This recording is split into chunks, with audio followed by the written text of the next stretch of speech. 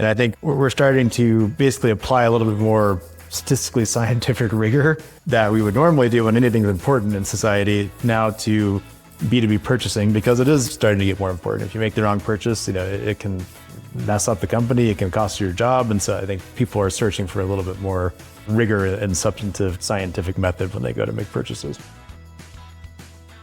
Welcome to Market Mastery, the podcast dedicated to uncovering revenue-driving strategies for sales leaders in B2B tech.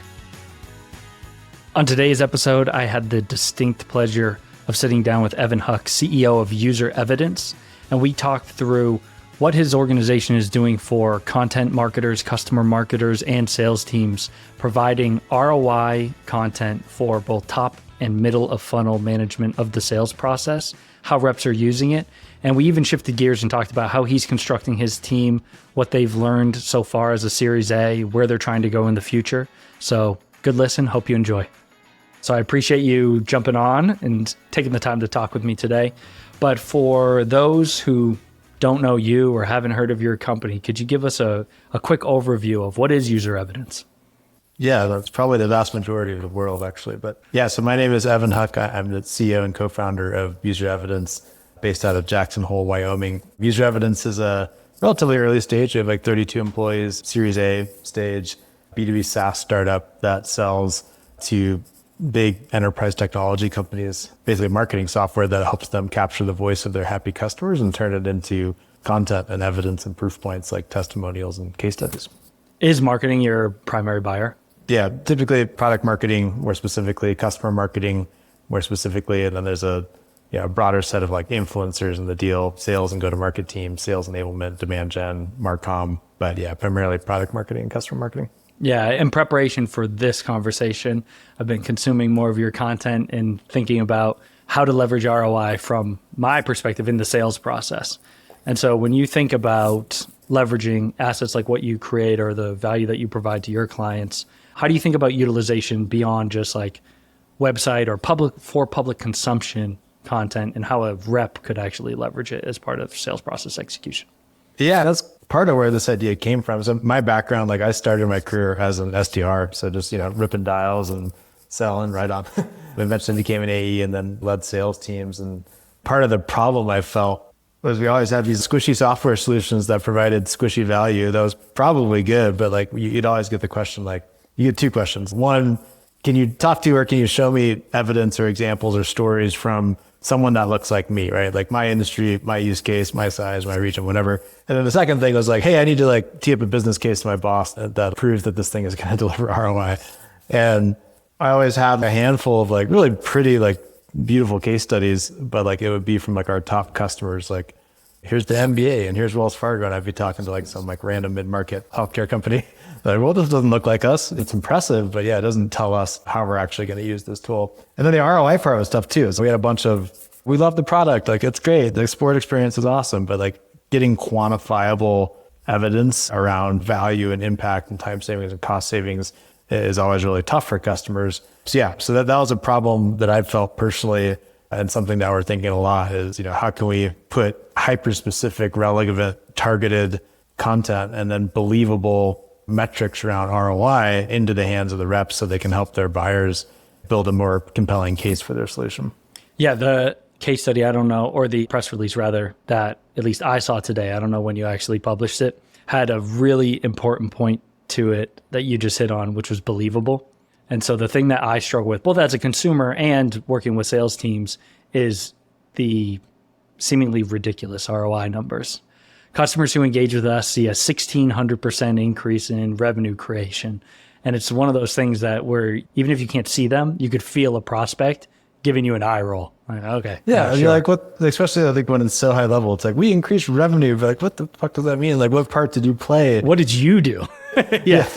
It's so abstract that, yeah, it just sounds like marketing nonsense that I think we're all starting to like, as we've been around review sites enough and stuff like that, we're starting to develop that antenna where we can sniff that out. And I think, especially in today's market, which is what I would characterize as like a fairly conservative buying market right now, where budgets are tight and, buying groups are a little bit larger and everyone's just a little bit hesitant.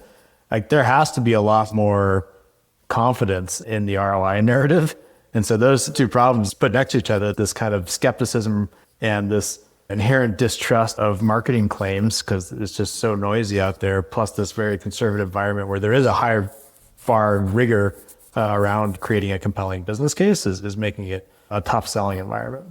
Yeah, and I don't want to steal your thunder or paraphrase the press release. So how do you do that? So when you think about the ridiculousness of certain ROI metrics that doesn't actually have the intended impact, what's your approach to it to actually make it something that advances or reduces a buyer's skepticism and can advance the sales process?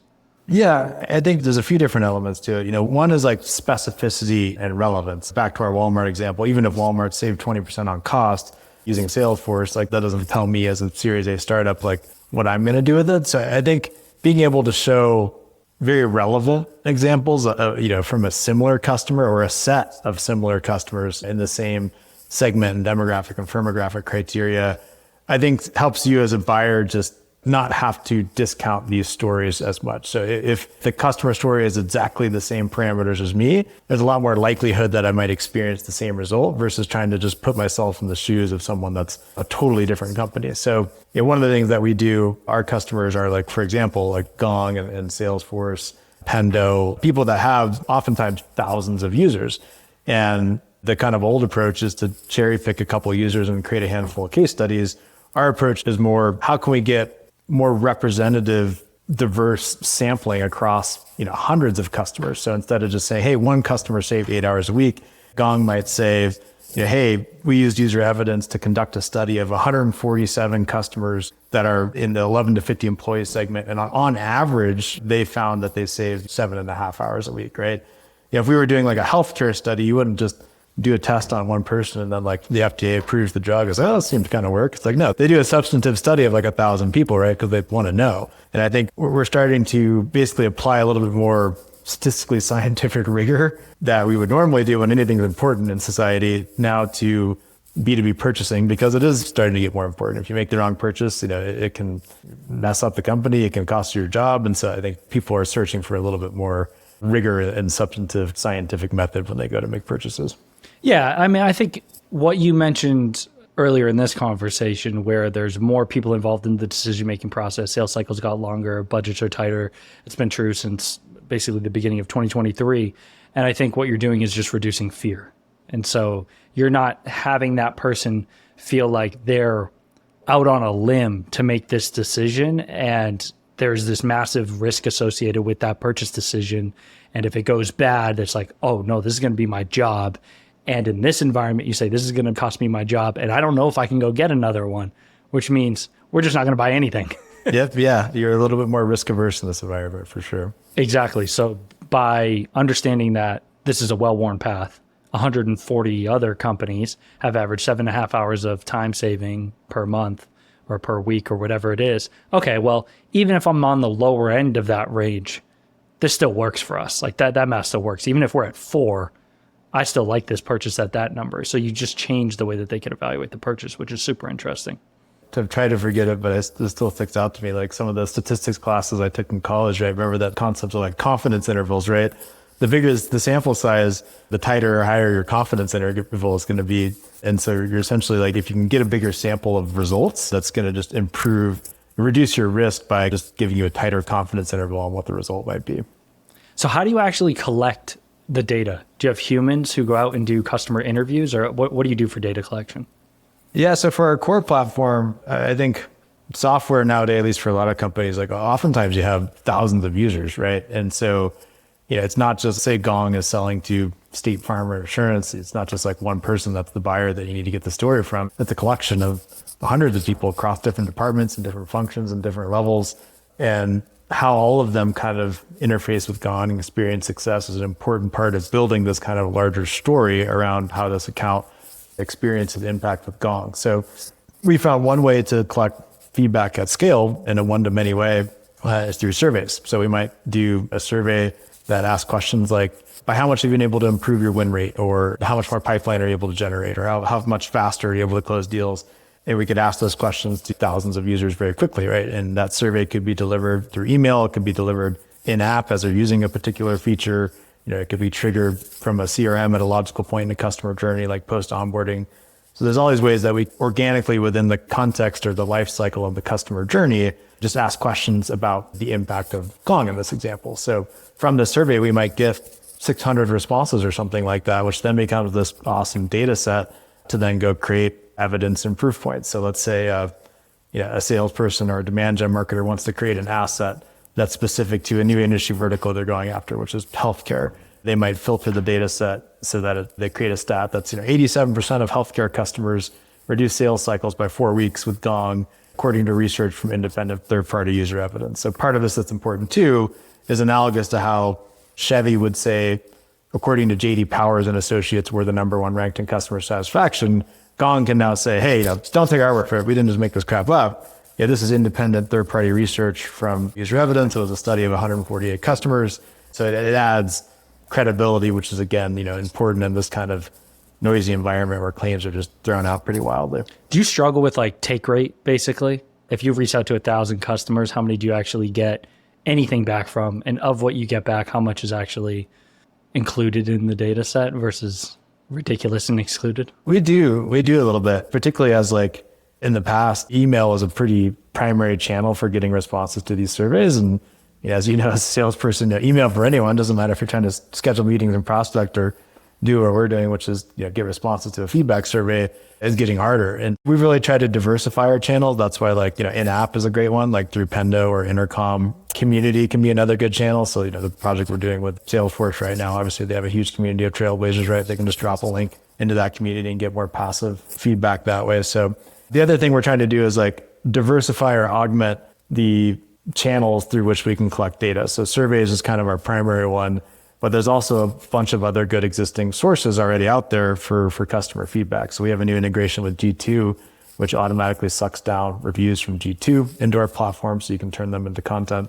We also have a new Gong integration actually that comes through a transcript like this automatically and finds positive moments that you might want to turn into social proof content. So there's a lot of other sources too that we can start to bring together or synthesize so that we've maximized our data collection, which enables us then to just deliver a lot more robust library of social proof and content to the go-to-market team. If a company has multiple products, how do you differentiate, or do you even care, the difference between one versus the other? If you were going to look at Gong, do you care about, they're going to be bad because I'll mess up the name, the sales engagement version, Engage. How do you separate the impact of Engage versus the impact of the traditional conversation intelligence solution? Yeah, absolutely. I think a lot of our customers, we work with some of the biggest software companies out there, right? Like Broadcom, Salesforce, HP Enterprise, ADP. And they have, dozens of offerings. They're going to typically do different surveys for different product offerings. Gong was actually a good example. They launched Engage, right? And so product marketer worked with us and they wanted to get evidence around the impact of Engage, and they wanted to get competitive evidence, particularly around how it's better than Outreach and HubSpot sequences and stuff like that. So they asked questions that kind of orient to the unique value propositions of that particular product and the unique differentiators. And then they obviously pointed the survey at users that were using that product. Then the cool thing is if you look at Gong's overall library, which might have 4,000 assets in it, they can create what we call collections of content or folders, essentially. Here's a bunch of content around Engage. Here's a bunch of content around why users switch from Chorus. Here's a bunch of content around how we deliver success in healthcare. So you have all these buckets of content so that when a prospect asks, hey, why should I choose you guys versus Chorus? Then they just send a link to this collection of 47 people saying, hey, we switched from Chorus to Gong's way better. And that's a pretty relevant, substantive set of people that have made that decision to leap. Do you do anything on the enablement front, or is it you hand to enablement, meaning tell your customer what to do with it? Yeah, absolutely. We've had to, because even if we create a bunch of content, if it just sits there in a library and doesn't get out in front of prospect eyeballs, it doesn't. Then your ROI takes a hit. Yeah, exactly. Right. Yeah. So that was a big problem for us for a while that we always think about is all right, we create all this cool content, but how do we get people to use it? People being the functions that would actually take it and put it out in front of prospects' eyeballs, which is SDRs and AEs, demand gen people taking a cool stat or testimonial, putting it in an ad. So yeah, we had to think about distribution quite a lot. For example, on the sales side, we have a new feature that's pretty sweet. That's basically a AI concierge bot that just serves up content. So a rep from Gong would either in Slack or in our own app, they can just ask in natural language, hey, do we have any examples where we beat Chorus in healthcare? And it'll just be yes, here's like 7 examples that fit that description. Or what are the top 3 features of Engage I should highlight for someone that's using Salesforce? And it's like, so that's sort of just-in-time distribution of the right content asset at the right point in the sales cycle is something that we're definitely thinking a lot about. We also built out integrations with sales content asset management tools like HighSpot and Seismic to encourage consumption of the content wherever the salesperson is supposed to go to find content. That's awesome. Shifting for what you do for the clients and to you in UserEvidence.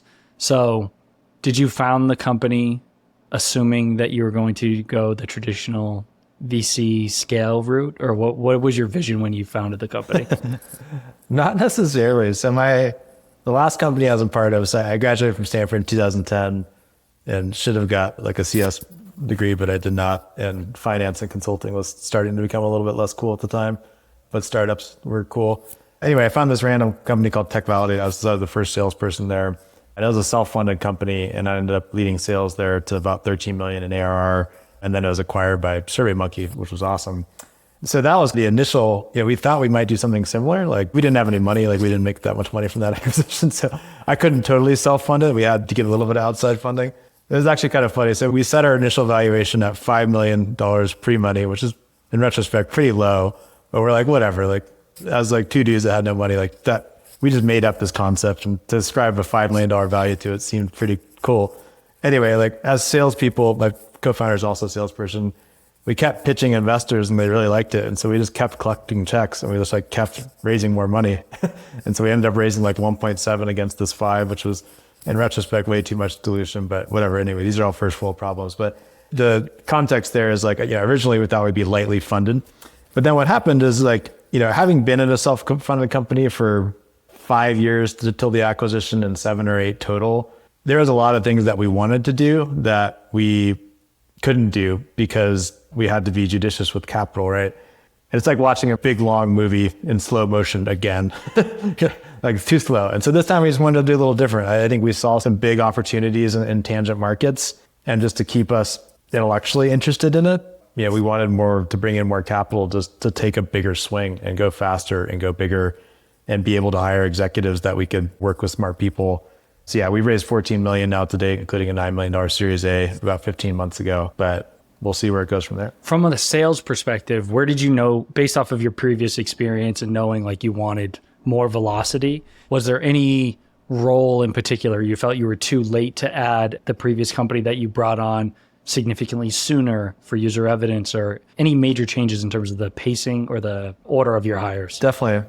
So my old company, Tech Validate, which was actually in a similar space, it's a decent analog. We got to 13 million a year and 60, 70 people with no marketing team at all. Got it. Okay. Like we had 27 SDRs at one time and like 18 interns from Cal Berkeley, like sourcing contacts on LinkedIn all day. So it was just a pure outbound machine, which kind of worked 10 years ago because like you could rip 1,000 emails and like schedule 4 or 5 meetings, and now it's just so much freaking harder. We had to invest in marketing a lot earlier this time just because outbound was not as effective as it was 8 to 10 years ago.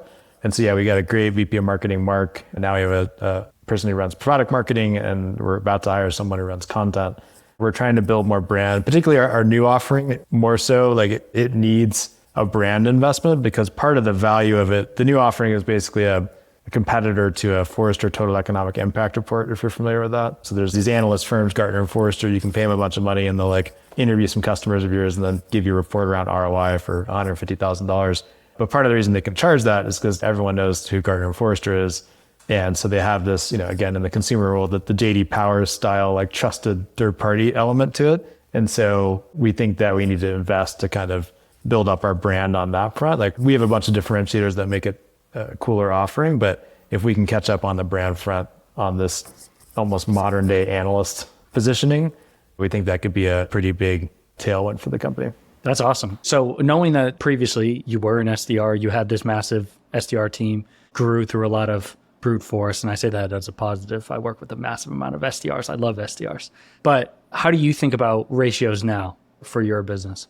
When we started, like it was like, because we're not in a defined category. It's not call intelligence or call recording. It's, I don't even know what you call it, right? Like our main persona is like customer marketing and There's starting to be more customer marketing tools now, and some of them are even getting funding, which is cool. But generally, it's been like a kind of small-ish persona to sell to. So we started still heavy outbound. Like we had 15 employees one time, and 10 of them were SDRs. But the other reason because we're not getting a ton of inbound, and we weren't doing a ton of marketing, and so that was all we could do to generate business. The other thing I knew that would happen was I've always loved to promote internally. And so if we started with 10 SDRs, I knew that a good chunk of them would eventually become AEs and managers and stuff like that. So I intentionally built a big bench first, and now it's become more balanced. So at one point we had 11 SDRs and 2 AEs, which was fun for those AEs because they were getting fed 5 to 1, but that didn't last. But now it's more balanced. It's like 5 SDRs, 7 AEs, and a marketing engine behind it. Does all your marketing flow through sales development, or does anything leapfrog sales development, go direct to AE?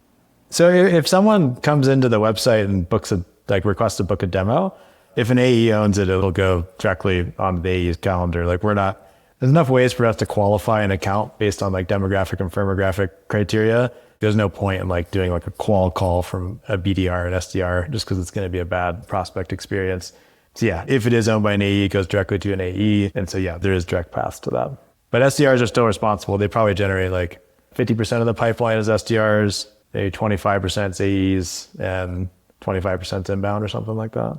The channel that is working a little bit, I even hesitate to say it because I don't want other people to jump on it too much, but is cold calls, ironically. So we use an auto dialer called Nooks, which is pretty sweet. That just allows you to just rip 1,300 calls in a week and have 24 conversations. And so that's been actually the biggest source of SDR-driven pipeline, somewhat scarily. I'm not surprised at all. It's the least surprising thing. Any of our clients who still prioritize phone calls have the most success. Yeah, but they've gotten so good at it now. Imagine they get so many reps where it's they're freaking really dexterous, fencing. It's they're so fast. Have you done it? Oh yeah, I still love it. I jump into Nooks and riff calls. I had a day last week where I was on there for 45 minutes and scheduled 2 meetings. So I still got it. My first time ever using anything like that, at the time it was Connect and Sell. Yeah, exactly. Totally. Same idea. I used to do that. That was hilarious because you would have a person overseas that was connecting you. You'd have this lag and you'd be like, oh crap, sorry. How'd you unmute there? Yeah, the technology's come a long way. So, but same concept for sure. It was so stressful. I just remember sitting there and it was I've made 1,000 calls ever in my career. And you're just sitting there and you're watching different people light up and you're just waiting for the beep and your hands are sweating. But once you get the hang of it, it's incredible. Yeah, it's intense. I've gotten to the point where I can now sometimes I'll just throw it on while I do my emails and multitask, and then you hear ding, you're hey, it's Evan, what's up? Don't suppose that name sounds familiar. Sounds like I caught you at a bad time. I love it. That's great. And so what about CSMs? Yeah, we over-invested there early too, because we intentionally, our ICP is generally anyone with over 200 employees, and we do mid-market to large enterprise. And so we intentionally wanted, and our ACV is reasonably high too. At the smaller end, it's 25 to 40K. Some of our bigger deals are 150 to 200,000. And so we intentionally wanted to just deliver a fantastic customer experience and have CSMs have a pretty small amount of accounts. And that investment paid off. Yeah, this year, we're over 120% net retention. There's a lot of land and expand and upsell and cross-sell, both within bigger accounts, a broad commerce sales force, but also just selling new product offerings that we have to the same people. That function's very highly functioning, very sophisticated, very enterprisey. And I'm glad we've kind of over-invested in the customer experience there. So does the CSM own the cross-sell, not upsell or renewal? Do they own the cross-sell or does the AE re-engage? So far, at least, eventually might have to decouple it, but I've just paid them both. So we're just double paying on cross-sell and upsell revenue just so that incentives are aligned. And there's plenty of upsell and cross-sell where the rep's not involved, and obviously we're not paying them on that if they didn't, if they weren't in the picture at all. But yeah, we're starting to include sales in it more, particularly on cross-sell. But yeah, generally I just try to err on the side of paying out more people so that from the customer's perspective, there's not this weird talk to me type of thing. Yeah, that makes sense. You said ACV. So are all or the majority of your contracts actual annual recurring contracts? Yeah, and we try to do a decent amount of 2-year deals. And one trick I've learned as a founder that's been pretty helpful is especially as you're trying to raise money, is NRR is going to be important. One way to get great NRR is to just build it into the contract, right? So the 2-year step-up deal going from 40 to 60K, boom, there's your 120% NRR right there. So yeah, all of them are annual contracts, and there's a decent amount of 2-year deals as well. Okay, awesome. What's like top of mind that you can share publicly for 2025? Like, what do you want to do, especially from a sales perspective? Where do you think the next growth opportunity is? Yeah, we're really eager to invest in our research content offering and these ROI studies, and just do more around really disrupting the analyst business. Gartner and Forrester still make a freaking ton of money. And I think what we're starting to realize is that their content's really good, but you don't need to pay 7x just to have the brand on it. Like a lot of times, like in an ROI study, for example, what people are really interested in is what their peers are doing, right? What's the actual data from customers? Like it helps to have a third party brand on it. But anyway, that's a space that just seems like it's ready for a lot of disruption. So we're going to really lean in there. I think the sales motion might be a little bit different there than our core kind of SaaS offering. And so we're trying to think through how that looks in a little bit different way. Yeah, I think we're also trying to think about how we reach larger enterprise buyers. I think we do a good job on LinkedIn and our own echo chamber of getting to all the other small SaaS marketers. But all of our friends are well aware of us, but getting to the IBMs and the Dells and the Ciscos and things like that is really where the big deals are for us. And it's a slightly different motion in enterprise marketing. So we're trying to think through that. What's the pushback? Is the resistance there? I'm just trying to think it out. Yeah, that they're doing this with humans. There's no resistance. Once we get them, if we get the right person from one of those accounts, our close rate's 75%. So it's just freaking getting in front of them. I don't really know where they hang out. They don't, some of them do obviously, but they're a little bit less likely to hang out on social. Their email inboxes are harder to get into just because their Barracuda and Mimecast firewalls are tuned to high hell. We've gotten a couple from going just events and trying to find these people, even just going to their trade shows and just walking around and walking up to marketers at their booth and just saying, hey, what's up? That's been an effective channel to get some of the larger enterprise buyers, but we certainly haven't cracked the code on it. But if we do get in front of them, we're incredibly successful. It's freaking hard to get in front of them. Would you ever consider an indirect sales motion, through partners? Yeah, so that is one of my more strategic initiatives this year, is leaning into co-selling partnerships. As an example, Seismic has very strong overlap in kind of larger enterprise B2B tech, and we have a great integration that pushes user evidence content into Seismic so reps can find it there. So yeah, we've been talking to them about co-selling and co-marketing to an extent, even if we have a good integration there, and they obviously have great overlap in our ICP. So yeah, more technology partnerships and a little bit of agencies. Agencies was where my head was going, but I'm not that familiar with that world. Yeah, so the PR agencies are actually a good source, especially for our newer offering. One of our newer offerings is thought leadership content, like market research. You've probably seen the 2024, state of sales, whatever. It's like the B2B equivalent of a listicle, right? It's those things work so well, they're just no-brainers. But PR agencies love those because it's good fodder for press and earned media.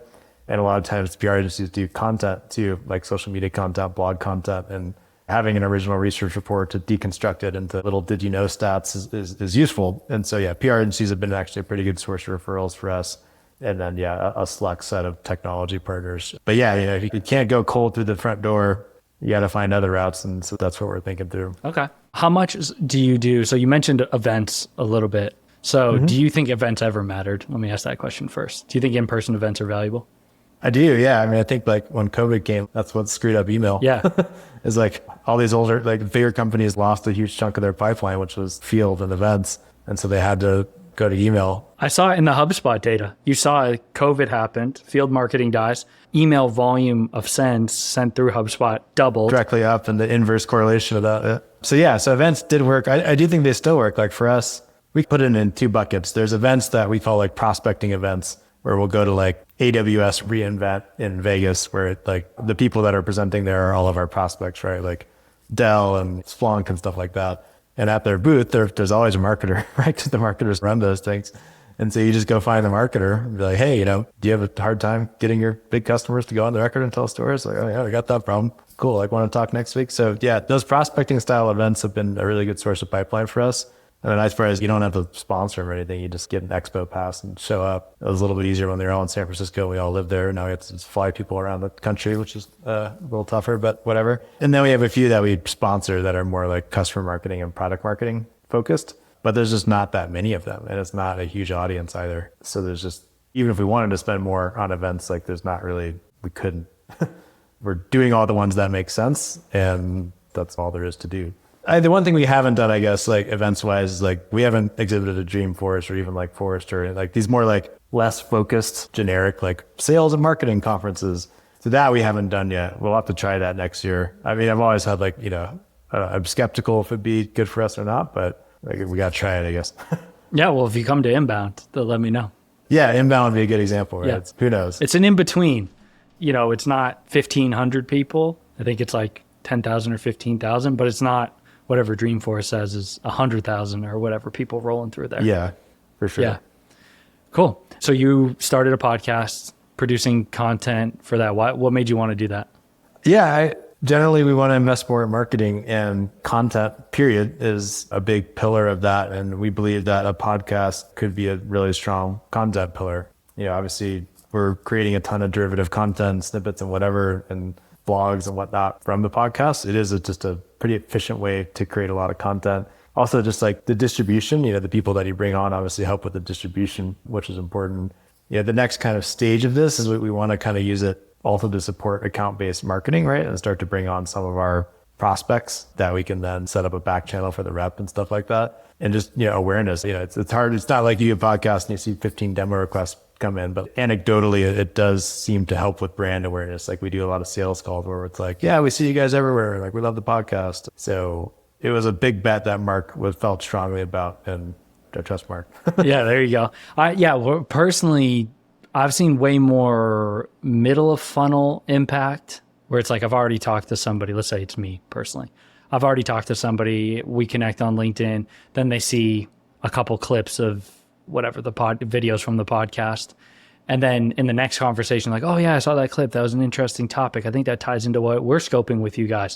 So it's like a nice little middle of funnel nurture. I have no idea if it ever will lead to top of funnel capture, but I don't really care, to be honest. Yeah. You have to have some faith, right? You're not going to be able to quantify everything, right? You have to like use your intuition and kind of some of the more anecdotal feedback and your sense of how valuable it is to kind of ascribe value to some of these more amorphous brandy type things. But over time, I do think it compounds, particularly again, like in today's market where I think there is a kind of a flight to safety for buyers, right? There's so much competition where you're just going to go with brands that your shortlist is just going to be brands like, and that you've heard of just because it's easier mentally. And so I do think these brand building activities will really start to make a difference, particularly in the enterprise, to have that sort of awareness. Yeah, I think it's pretty critical. Yeah. And then I'm fortunate enough to be in a position where I don't have any ROI metrics being put on me. It's like I'll just do it because I think that I genuinely believe that this is a good thing for the business, and have conversations that I'm interested in having, and then we'll go from there. So great. Well, I super appreciate you again spending the time coming on, and hope that I can talk to you again in the future, check in, see how things are progressing, and whether or not any of the plans that you've laid out are coming to fruition, or how they've modified in 2025. Yeah, enjoyed the conversation. It was fun. Appreciate it. Good deal. Thanks for listening to this episode of Market Mastery, brought to you by the Bridge Group. If you're a revenue leader in the B2B sales space or know someone who is, connect with me on LinkedIn. Don't forget to subscribe to stay updated on future episodes.